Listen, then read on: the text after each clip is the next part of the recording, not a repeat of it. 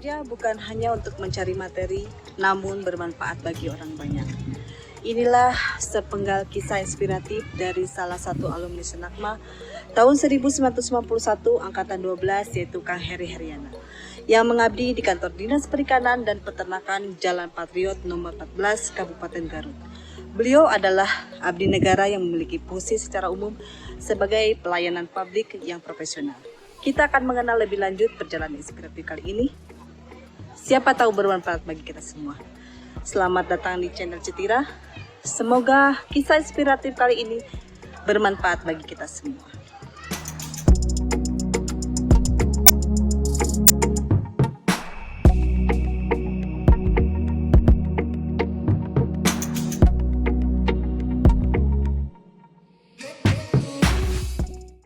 Assalamualaikum warahmatullahi wabarakatuh.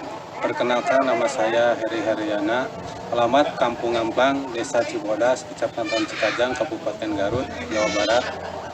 Saya adalah lulusan dari Senakma tahun 1994. Senakma adalah sekolah di mana jurusan peternakan, siswa-siswanya dididik untuk di bidang peternakan. Di antaranya saya dulu di Senakma Lembang, Bandung, belajar di bidang peternakan, diantaranya belajar cara-cara inseminasi buatan, belajar pemeriksaan kebuntingan, belajar mengobati hewan-hewan yang sakit. Saya sudah berkeluarga, anak saya 2, istri 1.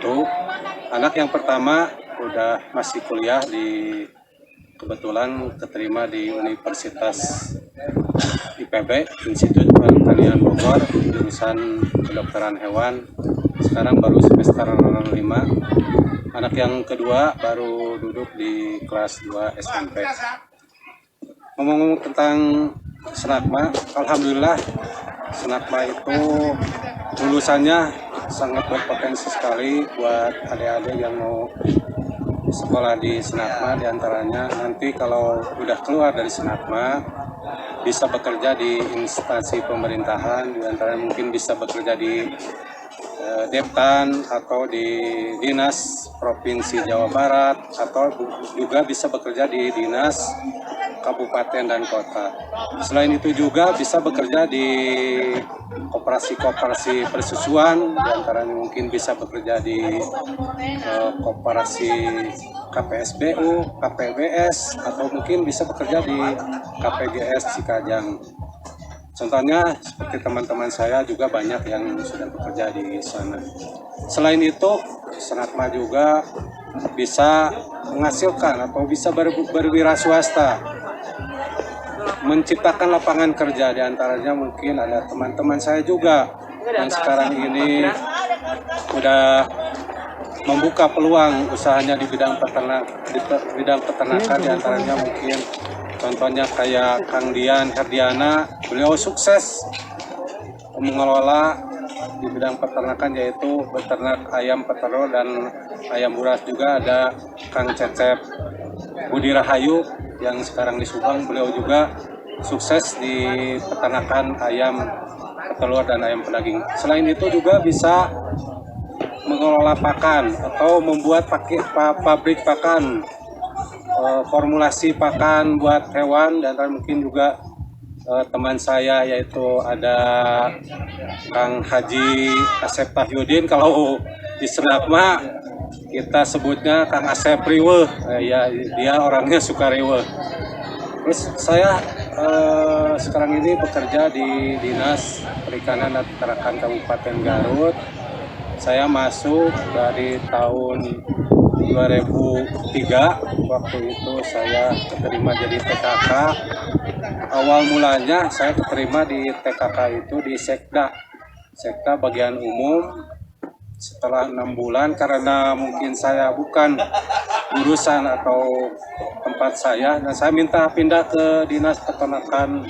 Waktu itu namanya Dinas Peternakan, Perikanan, dan Kelautan Kabupaten Garut. Saya pindah ke sana, alhamdulillah sampai 2005 coba tes CPNS, dan kebetulan saya keterima dan masuk daftar urutan database, dan alhamdulillah pada 2009 saya diterima menjadi pegawai negeri sipil di Dinas Peternakan dan Kelautan waktu itu, dan sekarang udah nama Dinas Perikanan dan Peternakan Kabupaten Garut. Ya, saya waktu itu bekerja di wilayah UPT Kecamatan Cikajang, awal terima menjadi pelaksana. Kemudian pada tahun 2016 saya menjadi Kasupag UPT wilayah kecamatan, dan pada tahun 2017 saya menjadi kepala UPT wilayah kecamatan Singajaya dan Pendai. Dan pada tahun 2018 saya coba pindah dari struktural ke fungsional karena ingin ada tantangan baru. Karena bekerja, kata orang, di fungsional itu sangat rumit. Ya, saya coba pindah ke sana, dan alhamdulillah saya sekarang duduk di fungsional pengawas bibit ternak. Mungkin bagi rekan-rekan atau teman-teman, pengawas bibit ternak itu masih pada asing, belum terdengar begitu jelas apa itu pengawas bibit ternak. Saya sehari-hari itu bekerja di daerah sapi perah pada umumnya, dan juga di peternakan atau banyak peternak-peternak di Garut ini yang memelihara domba Garut, karena domba Garut merupakan idola bagi khususnya Kabupaten Garut dan juga Jawa Barat, karena nilai ekonomis atau nilai jualnya domba Garut tersebut bisa mencapai, kalau buat tangkas ya kayak jantan, bisa mencapai puluhan juta atau bahkan dari satu ekor itu sampai menjadi ratusan juta rupiah. Nah, itu yang saya di peternakan atau di wilayah Cikajang, yaitu kurang lebih ketinggian 1.200 di atas permukaan laut, dan cocok sekali untuk sapi perah, di mana ada koperasi besar di Cikajang itu namanya KPGS, Koperasi Peternak Garut Selatan. Kalau dulu namanya KUD Karya Utama Sejahtera Cikajang, sekarang udah karena mencakup beberapa wilayah antara lain beberapa kecamatan, dan diganti menjadi Koperasi Peternak Garut Selatan. Nah, diantaranya saya setiap hari berkeliling ke kandang-kandang peternak. Tugas saya yang pertama yang dilakukan setiap hari yaitu 1. Menginseminasi buatan, 2. Melakukan PKB, 3. Menolong hewan atau ternak yang sakit, dan juga mengobati hewan-hewan yang sakit. Inseminasi buatan, pada khususnya peternak itu udah mengetahui apa itu inseminasi buatan. Sekarang ini kalau di Cikajang sudah menjadi primadona atau favorit juga, karena hewan atau sapi-sapi perah yang ada di Cikajang hampir sudah 100% melakukan inseminasi buatan. Juga selain di sapi perah, inseminasi buatan itu sekarang itu udah dikembangkan di domba Garut, juga dikembangkan di kambing. Kambing itu ada yang namanya inseminasi buatan. Pada umumnya peternak itu mengetahui ciri-ciri hewan yang birahi. Di antaranya kalau kita masuk ke kandang peternak udah bilang kalau apa sih birahi itu, apa naon hari beger teh ya. Peternak apa ciri-cirinya? Ya, mereka bilang kalau istilah bahasa Sunda itu ada yang namanya 4B. Apa itu 4B? Berem, bareh, base, dan babalungan katanya. Artinya berem itu kemaluannya pada pulpa sapi tersebut merah, berem itu merah, bengkak, basah, ada keluar lendir dari kemaluannya kayak telur ya putihnya. Dan yang selanjutnya yaitu babalungan itu suka berteriak-teriak kalau sapi yang birahi tersebut. Nah, siklus antara sapi tersebut birahi namanya siklus itu adalah 21 hari. Jadi dari misalkan tanggal 1 Januari birahi, nanti birahi berikutnya adalah tanggal 21 Januari. Setelah melakukan inseminasi, kalau misalkan tidak kelihatan birahi, nanti 3 bulan saya pergi lagi ke tempat tersebut dan melakukan PKB, yaitu pemeriksaan kebuntingan. Artinya meraba apakah atau merogoh ternak tersebut atau sapi tersebut udah bunting atau tidak. Nah, tujuannya itu melakukan pemeriksaan kebuntingan itu mengetahui sapi tersebut apakah bunting atau tidaknya. Biasanya kalau pemeriksaan kebuntingan itu ada beberapa teknis. Yang pertama juga bisa dilakukan dengan merogoh ternak atau sapi tersebut. Yang kedua bisa juga dilakukan dengan yang namanya USG.